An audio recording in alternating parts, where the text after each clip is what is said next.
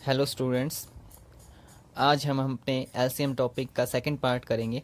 ठीक है, एलसीएम और एचसीएफ का ये टॉपिक चल रहा है। इसका सेकंड पार्ट हम आज एलसीएम की स्टार्टिंग करेंगे कि एलसीएम क्या होता है, इसकी क्या एप्लीकेशन है और इसे कैसे फाइंड करते हैं। ठीक है, इसमें काफ़ी बच्चों को कन्फ्यूज़न रहता है कि एलसीएम और एचसीएफ में क्या डिफरेंस है।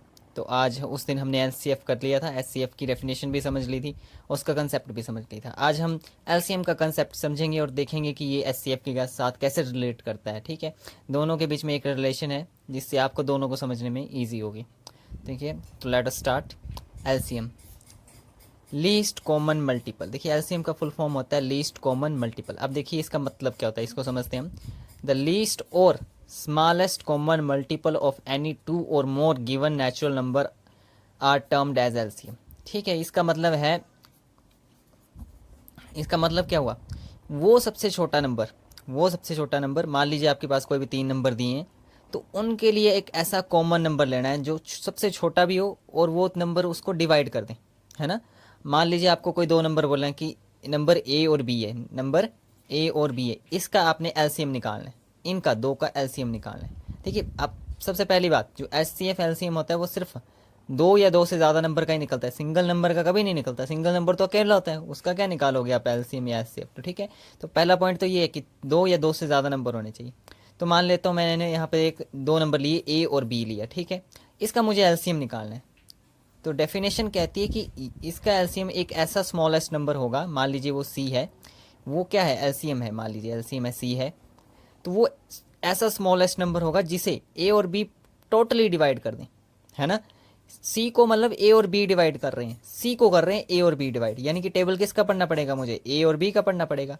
और ए और बी के टेबल में जो बिल्कुल छोटा और कॉमन आए, तो अगर मान लीजिए मैं बोल रहा हूँ कि ये दोनों डिवाइड कर सकें इसे, तो ऐसा नंबर होगा जो दोनों के टेबल में आएगा, है ना। है, दोनों के टेबल में आना चाहिए ना ये नंबर, तभी डिवाइड होगा। तो इसीलिए सी क्या होगा, एक ऐसा स्मॉलेस्ट नंबर जिसे ए और बी दोनों डिवाइड कर दें, टोटली डिवाइड कर दें, कोई रिमाइंडर नहीं आना चाहिए। तो इसी को हम एलसीएम बोलेंगे इसका, ए बी का। थोड़ा कंफ्यूजिंग है तो इसको समझते हैं एक एग्जांपल लेके। मान लीजिए ए और बी मैंने लिए यहाँ पर 2 और 3 लिया है। क्या लिया है, 2 और 3। अब 2 और 3 का एलसीएम जो निकलता है वो 6 आता है, मैंने ऐसे निकाल लिया इसे वर्बली।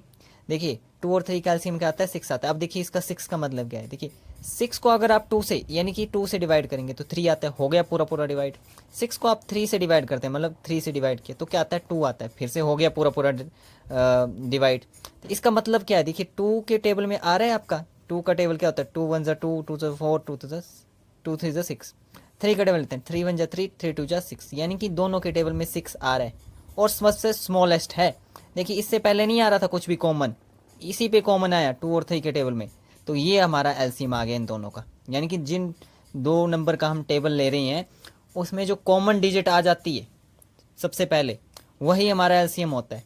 ठीक है, और देखिए यहाँ पे मैंने एक नोट भी लिखा है, LCM is always greater than equal to given number. तो देखिए ये आ रहा है, बोलने को तो लीस्ट है ना, छोटा बोल रहे हैं हम, पर असल में नंबर क्या आ रहा है, बड़ा नंबर आ रहा है। तो देखिए 2 और 3 से तो 6 बड़ा ही है। तो एलसीएम क्या होता है, जो दिए गए नंबर होते हैं उनसे हमेशा बड़ा ही होता है। और होता क्या है, ऐसा कॉमन नंबर जो उन दोनों के टेबल में आ जाता है, इसीलिए इसको क्या बोलते हैं, लीस्ट कॉमन मल्टीपल। अब टेबल ही मल्टीपल होता है, मल्टीपल का मतलब मैंने आपको पिछले लेक्चर्स में पढ़ाया था कि मल्टीपल क्या होता है, टेबल ही होता है। जैसे 5 का मल्टीपल क्या होगा, 5 1 5, 5 2 10, है ना। तो इसका कंसेप्ट यही है कि वो सबसे छोटा नंबर जिसे गिवन नंबर, जो आपको दिए गए नंबर हैं, इक्वली डिवाइड कर दें, पूरा पूरा डिवाइड कर दें ना, तो उसी का वो जो नंबर आएगा वो हमारा एलसीएम हो जाएगा। अब देखिए इसका आगे हम एग्जांपल से समझते हैं। देखिए मेथड्स ऑफ फाइंडिंग एलसीएम, क्या मेथड हम इसमें यूज़ करेंगे एलसीएम को निकालने के। तो देखिए मेथड्स ऑफ फाइंडिंग एलसीएम, यहाँ पे मैंने मेन 3 मेथड्स दिए हैं जो मैं करवाऊंगा आपको। फर्स्ट मेथड है हमारा बाय लिस्टिंग मल्टीपल्स, सेकंड है प्राइम फैक्टराइजेशन, थर्ड है हमारा लॉन्ग डिवीजन मेथड। देखिए बाय लिस्टिंग मल्टीपल्स, अब मल्टीपल्स के मतलब हुआ टेबल यूज़ करके कैसे करेंगे। मैंने यहाँ पे एग्जांपल लिया है, फाइंड एलसीएम ऑफ 4 6 एंड 8। अब मैं इसका टेबल लिखता हूँ। देखिए 4 1 जा 4, 4 2 जा 8, 12 16 20 एंड 24। ठीक है, वैसे आप आगे भी लिख सकते हो, मैंने 24 तक लिखा है, मैं बताता हूँ क्यों लिखा है। अब देखिए 8 का टेबल लिख लो, मल्टीपल का मतलब टेबल ही होता है। 8 1 जा 8, 8 2 16, 3 जा 24, 4 जा 32, 8 5 जा 40। वैसे 6 का लिख लेता हूँ मैं, 6 1 जा 6, 6 2 जा 12, 6 3 जा 18, 6 4 जा 24। अब यहाँ पे ध्यान से देखिए, पहले देखिए यहाँ पे क्या था, 20 तक कुछ भी कॉमन नहीं आ रहा था 8 के साथ। हाँ 16 जरूर आया, पर 16 6 के टेबल में नहीं है, हमने तीनों में देखना है। तो देखिए तीनों में ध्यान से देखो तो आप 24 यहाँ पे भी आ जा रहा है, 24 यहाँ पे भी आ जा रहा है, और 24 यहाँ पे भी आ रहा है। इसके आगे देखने की जरूरत ही नहीं है, हमने सबसे छोटा नंबर देखना जहाँ पे हमें कॉमन मिलना शुरू हो गया।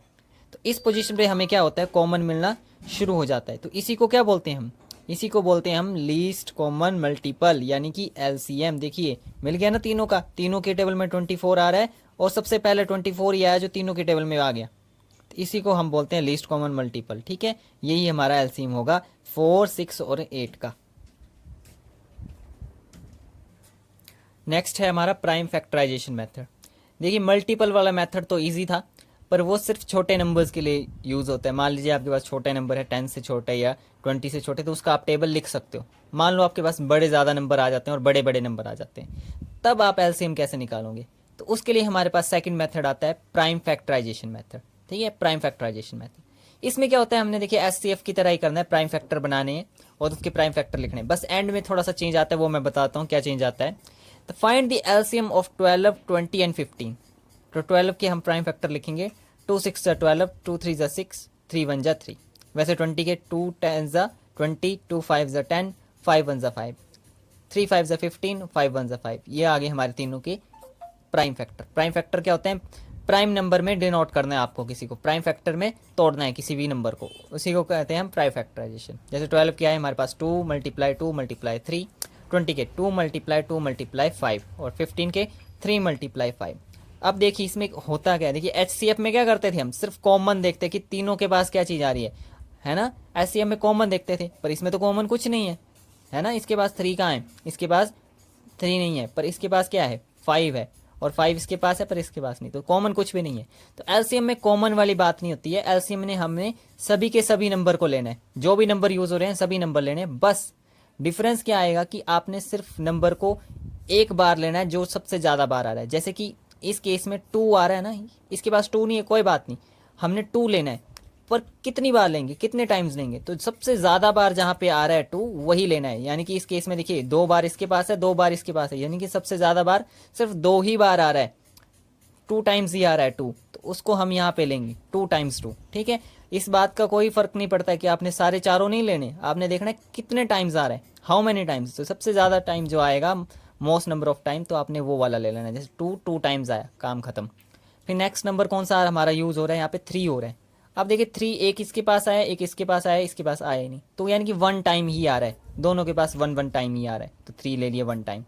अब देखिए 5 इसके पास है, इसके पास है, 12 के पास नहीं है, कोई बात नहीं, हमने सिर्फ 1 टाइम ही लेना है। बस देखना है कि कौन सा मैक्सिमम टाइम आया, तो यहाँ पे 5 सिर्फ एक बार आ रहा है, दोनों के पास एक बार ले लिया। तो ये इनको हम मल्टीप्लाई करेंगे, 2 2 4, 4 3 12, 12 5 60, तो 60 हमारा एलसीएम आ जाएगा। इसको ध्यान से देख लेना है आपने। देखिए फिर से एक बार बता रहा हूँ कि आपने सभी नंबर को बारी बारी लेना है जो भी यूज़ हुए हैं। बस ख्याल इस बात का रखना है, आपने वो उनको उतने ही टाइम लेना है जितने टाइम वो सबसे ज़्यादा बार आए हैं एक सिंगल नंबर में। जैसे 20 में जो 2 टाइम्स आया, 12 में 2 टाइम्स आया, वैसे लेना है। ऐसे नहीं कि दोनों ले लिए 4 टाइम्स कर दिए, वैसे नहीं, सिर्फ सबसे ज़्यादा बार कौन आ रहा है, हाईएस्ट टाइम कौन सा आ रहा है ना। एक और एग्जाम्पल से देखते हैं हम, find the LCM of 45 and 18। ठीक है, अब देखिए 45 और 18 का एलसीएम निकालना है, इसके प्राइम फैक्टर निकालते हैं। 45 को 3 से करेंगे तो 15, 3 5 जा 15, 5 1 जा, फिर 2 9 जा 18, 3 3 जा 9, 3 1 जा 3। ठीक है, अब इसके प्राइम फैक्टर क्या है, 3 मल्टीप्लाई 3 मल्टीप्लाई 5, और 18 के आए 2 मल्टीप्लाई 3 मल्टीप्लाई 3। अब देखिए सबसे पहले क्या लिया हमने, देखिए 3 2 टाइम्स इसके पास भी है, इसके पास भी है, तो हम देखिए मैक्सिमम नंबर और टाइम कितना आ रहा है, सिर्फ 2 बार ही आ रहा है, इससे ज़्यादा कुछ भी नहीं है, तो हम 2 टाइम्स ले लेंगे 3 को। अब 2 कितना है, 2 सिर्फ इसके पास ही है और 1 टाइम ही है, सबसे ज़्यादा बार आ गया। 5 इसके पास ही है और 1 टाइम ही है, तो 5 भी आ गया। तो 3 3 जा 9, 9 2 जा 18, 18 5 जा 90, तो ये हमारा एलसीएम आ गया 90। थोड़ा सा कंफ्यूजिंग जरूर है, पर अगर आप एक बार कंसेप्ट को समझ लो तो ये मेथड बहुत ही ज़्यादा ईजी मेथड है। इससे नेक्स्ट मेथड जो है हम कल करेंगे, आज आप इसी मेथड की प्रैक्टिस करेंगे, मैं आपको कुछ समझूंगा, आपने प्रैक्टिस करना है। देखिए ध्यान रखना है कि सबसे ज़्यादा बार जो मोस्ट नंबर ऑफ टाइम आ रहा है उसी को लिखना है। जैसे 2 आ रहा है, मान लो काफ़ी ज़्यादा नंबर में आ रहा है, तो आपने सिर्फ वही वाला टू लेना है जहाँ पे सबसे ज़्यादा बार आ रहा है, यानी कि 3 टाइम्स आ रहा है, 4 टाइम्स आ रहा है, 5 टाइम्स आ रहा है, तो आपने वही वाला लेना है। ठीक है, सभी को नहीं लेना है, वैसे 3 को भी 5 को भी सभी नंबर्स को लेना है, पर सिर्फ सबसे ज़्यादा वाले, जब से ज़्यादा वाल जो रिपीट हो रहे हैं वही वाले लेने, तो आपका सम हो जाएगा। ठीक है, आपको इसके मैं थोड़ा एग्जांपल दूंगा। आज आपने इसी की प्रैक्टिस करनी, कल हम लॉन्ग डिवीजन मेथड से स्टार्ट करेंगे।